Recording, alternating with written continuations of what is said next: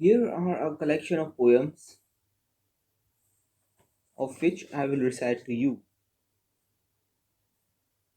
and on which, on some occasions, I will offer my interpretations. Title: You Are Joy.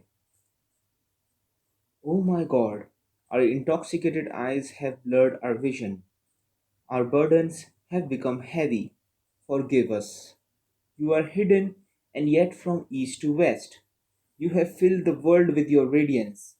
Your light is more magnificent than sunrise or sunset, and you are the inmost ground of consciousness, revealing the secrets we hold. You are an explosive force, causing our dammed up rivers to burst forth. You, whose essence is hidden, while your gifts are manifest. You are like water, we are like millstones. You are like wind, we are like dust. The wind is hidden, while the dust is plainly seen. You are the invisible spring, and we are your lush garden. You are the spirit of life, we are like hand and foot. Spirit causes the hand to close and open. You are intelligence, we are your voice. Your intelligence causes this tongue to speak. You are joy, we are laughter, for we are the result of the blessing of your joy. All our movement is really a continual profession of faith, bearing witness to your eternal power. Just as the powerful turning of the millstone professes faith in the river's existence, dust settles upon my head and upon my metaphors, for you are beyond anything we can ever think or say, and yet this servant cannot stop trying to express your beauty. In every moment, let my soul be your carpet. Amen. Now, regarding describing this poem, firstly, it expresses that, oh my God, our eyes have been intoxicated or blurred and have thus blurred our vision. We see so many things going around in our world, and we are indulged in everyday day to day matters while forgetting our God, Allah. Now, this has blurred our vision from the reality and the essence of our purpose in this life, and thus our burdens have become heavy on us. We are entangled in our problems, and thus we ask God to forgive us. If we have earnestly made a mistake in remembering, in praising, in loving God, then please, we ask of Him to forgive us. We ask of Him to clear our eyes so that we can see clearly. God is hidden, and yet from east to west. It means that we cannot see God. He is beyond this universe, and yet He is omnipotent. He is the knower of all things. He is He knows everything, and He records everything in the book Allahul Mahfuz. God has filled the world with His radiance. Throughout the world, in every city, in every continent, in every island, in every sea, in everywhere in the world, we can see the radiance, the light of God in this world. The light of God is more magnificent than sunrise or sunset because the sun and how it functions are His creation and He has set them to motion. So we can not imagine how immensely powerful and enlightening the creator of this phenomena must be. And then we come into to see that He is the inmost ground of consciousness. Verily, When we go to sleep, we experience death in its most minutest form, and it is through His immense mercy that we gain consciousness the next day. And so, consciousness arises from Him. He reveals the secrets we hold, as God knows what we reveal and we don't, and all will in perish eminently except the face of God. You are an explosive force, causing our damned rivers to burst forth. The power of God can't be estimated or calculated, but He is that immense force that causes our rivers to burst forth. You whose essence is hidden while your gifts are manifest. The essence of God is hidden. He knows what we do not know, but His gifts are abound and are manifest examples, and they all praise God. Whether we see His gifts in the form of animals, in the form of nature, in the form of knowledge, in the form of people, in the form of planets, and so on and so forth. His gifts are examples, they are manifest, but His essence is hidden.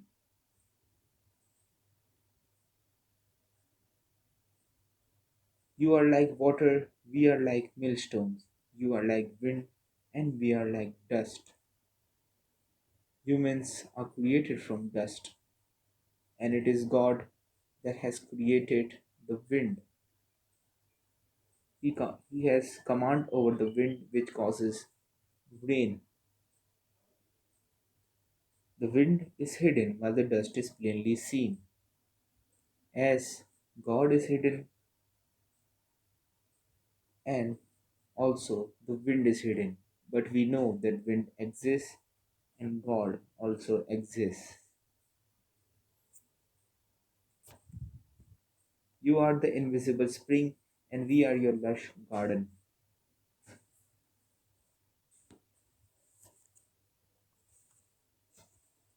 God is our nourisher, and He is a protector, our wali. And because of this, to the best of our abilities, and thus we are His lush garden. The next poem reads: You are the spirit of life, and we are like hand and foot. Spirit causes the hand to close and open. You are intelligence, we are your voice. Your intelligence causes this tongue to speak. You are joy, and we are laughter. For we are the result of the blessing of your joy. All our movement is really a continual profession of your faith, bearing witness to your eternal power. Just as the powerful turning of the millstone professes faith in the river's existence, dust settles upon my head and upon my metaphors, for you are the beyond anything we can ever think or say, and yet this servant cannot stop trying to express your beauty in every moment. Let my soul be your carpet. In this poem, we can see that God, He is the essence, the spirit of life. The knowledge of our soul, which each and every individual has been granted, is the knowledge of that is only with Allah, and thus He is the spirit of life, and we are like hand and foot. We are physical beings. Spirit causes the hand to close and open. It is this soul, this spirit, which causes us to move our hand, close, and open. For when the spirit exits this physical body, it goes to the grave and it can do anything. You are intelligence, we are your voice. God is the most intelligent. He knows of everything, what we know and what we do not know. And it is through His bounty and through His intelligence that He has caused us and gave us this gift of this tongue through which we speak. It is through this joy of God that we are able to laugh, for we are the result of the blessing of your joy. We have received so many gifts through our produce from the land, through the rays from the sun, through the interactions within our community. It is all because of the blessings of Allah that, and His immense joy that we are able to partake in this. All our movement is really a continual profession of faith. Whether someone is a believer or a disbeliever in God, he and his body cannot deny that they function on the laws of God, and thus each and every movement of our body is praying, is in a continuous motion of saying La ilaha illallah, of profession of faith, Iman, bearing witness to your eternal power. Our hands, our feet, our nose, our eyes, all of these body parts, they bear witness each and every day to His eternal power. Just as the powerful turning of the millstone professes faith in the river's existence, dust eventually settles upon my head and upon these metaphors. For these words dry up and they don't carry minutest of the beauty that we can ever think or imagine or say that would adequately try or describe God and His beauty. And yet, because we are Muslims, we are servants, we believe, we thus cannot stop trying to express His beauty. In every moment, it is the prayer of every Muslim and should be of everyone in this globe to say that let my soul be your carpet. My soul, let my soul be woven by your hand, through your guidance, through your love, through your immense mercy and happiness, into the way that you want it to be. Next poem, Dancing on the Breeze. The beloved shines like the sun, the lover whirls like the planets. When love's spring breeze flows, every moist branch starts dancing. The beloved, or the one who is deeply engaged in his meditation or in his remembrance of the Lord, he shines like the sun. The lover whirls like the planets. And thus the lover, he whirls in his immense love like the planets, in continuous motion praising his Lord. When love's spring breeze blows, every moist branch starts dancing. And thus, when the lover's spring breeze blows, every branch of the tree they wriggle, they move in a continuous, harmonious motion as if they were dancing. Next poem, titled Only Love Can Explain Itself. Love is the astrolabe of God's mysteries. A lover may be drawn to this love or that love, but finally he is drawn to the Sultan of love. However much we describe and explain love, when we fall in love, we are ashamed of our words. Explanation by the tongue makes most things clear, but love unexplained is clearer.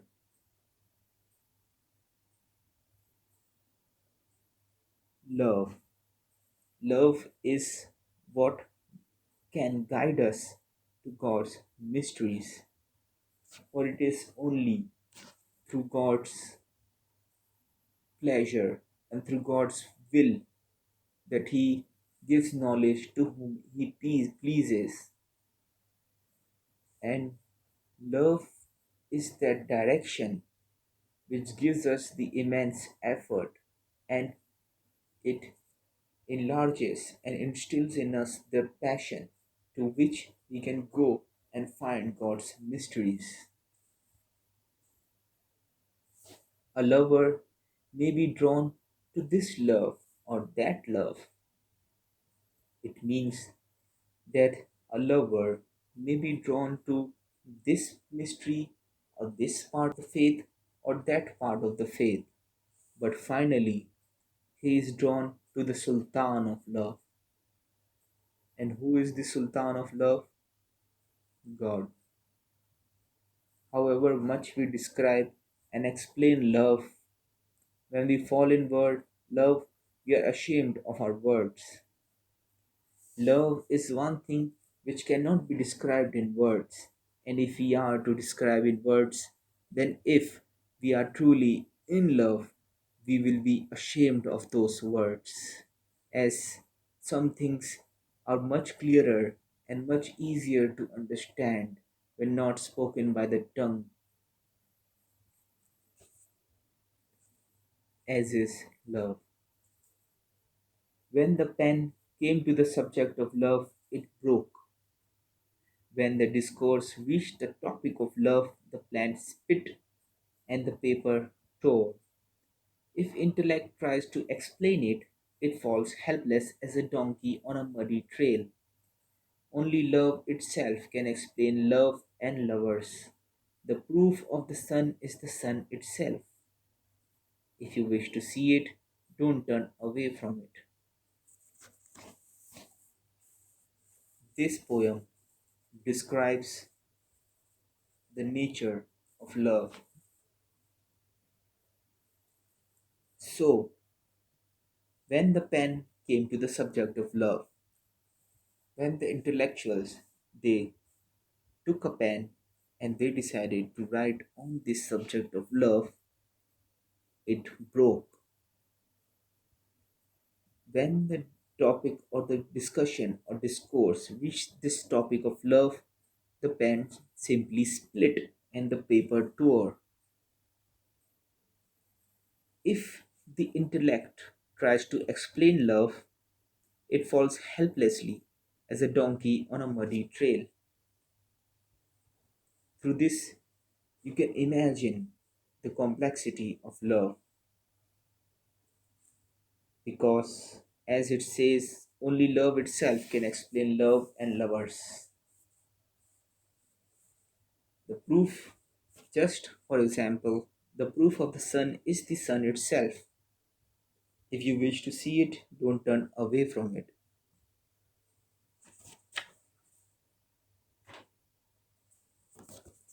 Witnessing the beauty. Here it says, the human being is an astrolabe of God, but it takes an astronomer to know how to use the astrolabe. If a seller of onions or a grocer were to possess an astrolabe, what benefit could he get out of it? What would he understand of the circling heavens and the movements of the planets, their influences and transits? In the hands of an astronomer, the astrolabe is of good use, for he who knows himself knows his Lord. Just as this mental astrolabe is a mirror of the heavens, the human being and we have the honored children of Adam is the astrolabe of God. When God makes a person to know himself through the astrolabe of that person's own being, he witnesses the manifestation of God and his infinite beauty, moment by moment and flash by flash. That beauty is never absent from his mirror.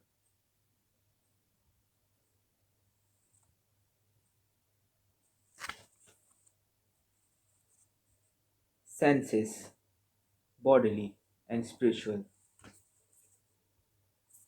Firstly, regarding the passage I said earlier regarding this witnessing of the beauty, it says that only an astronomer who knows how to use an astrolabe can use it in its right way.